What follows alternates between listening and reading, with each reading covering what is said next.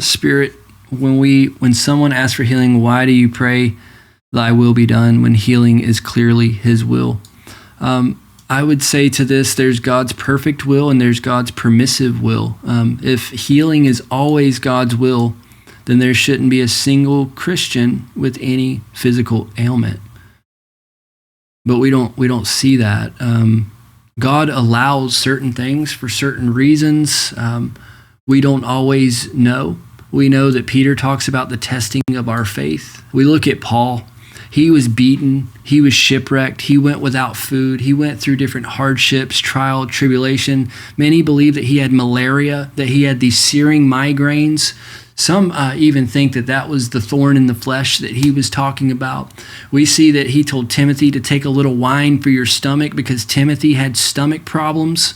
So the way I answer that it's always God's will to heal, I think in his perfect will, yes, that is in the age to come, the new heavens and the new earth. When we're with him, we will be healed completely. We will be whole. Looking at Revelation 21 again, that we opened with, he says, I'll wipe every tear from their eyes. Death shall be no more, and never shall there be mourning, nor crying, nor pain anymore. The former things have passed away. So this is a part of what we're living in now. The mourning, the crying, the pain, the sickness. There are some things, these fallen bodies, that we still deal with here and now. So I pray, Lord, your kingdom come, your will be done. Not our will, but your will be done, because God might be trying to work something through that situation in that person's life that we don't physically understand in our own minds. It doesn't logically make sense to us, but the Lord knows exactly why he's allowing that to happen. Peter, when he's talking about the faith, through the testing of our faith and the trials and the tribulations, and sickness is included in that, it's either going to push us closer to Jesus or away from Jesus. He can be glorified in this.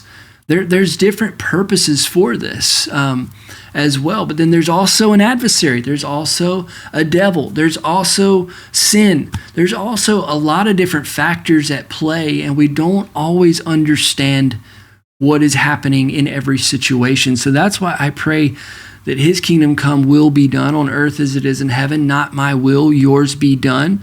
As Jesus was going to the cross and he was dealing with some very real emotions and feelings in that moment. He said, Father, if it's your will, let this cup pass from me, but not my will, yours be done. I'm willing to submit to this pain, this suffering, this death, because this is your ultimate purpose. You're going to deal with sin once and for all right now through what he's about to do. So that's why I pray that. That's why I say that.